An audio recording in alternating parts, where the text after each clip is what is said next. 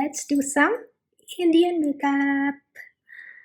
First, I'm using an aloe vera gel as a moisturizer to hydrate my skin.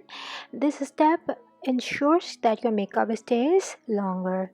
Now, for the eye makeup, I'm taking a lighter brown shade to my crease and making sure that it stays there. So yeah, putting a lot of quantity.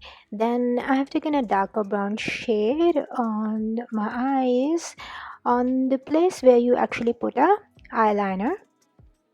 And yeah, don't worry to keep it thin, because yeah, it's just the shade that we are creating on the eye, and it makes the smoky eye look so good.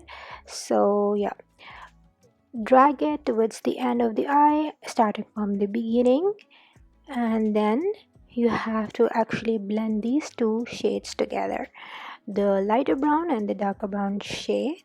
So the idea is to keep the middle part empty. All right, so you can see how beautiful gradient look it has created.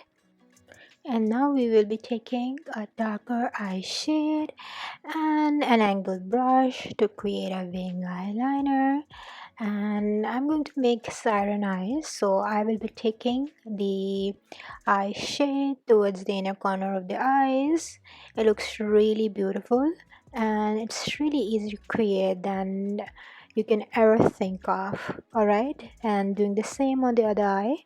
So yeah, take a very smaller quantity, and I have also used a rust brown shade on the eyes and have taken the gold highlighter towards the inner corner of the eyes.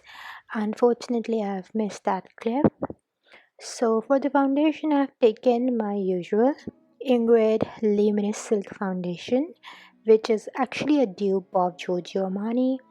And now I am doing my blush using Wet n Wild Color Icon Naked Brown Blush, okay, on as a contour basically.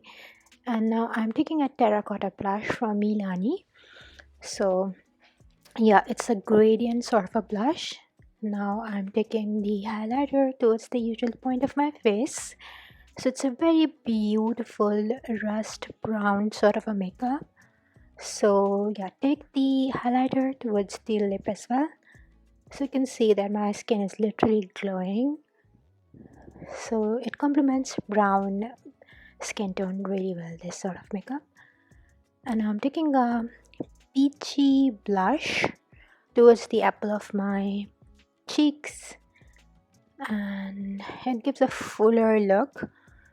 Okay, then always remember to blend everything.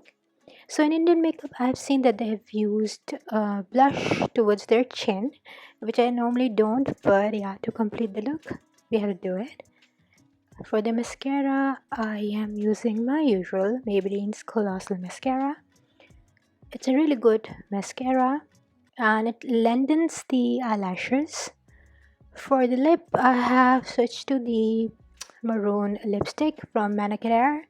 The name is Pinot Noir, means red wine. So the look is complete, as you can see.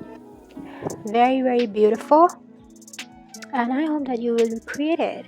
So this is all from me doing the Indian makeup look, and that's how you actually make an Indian look.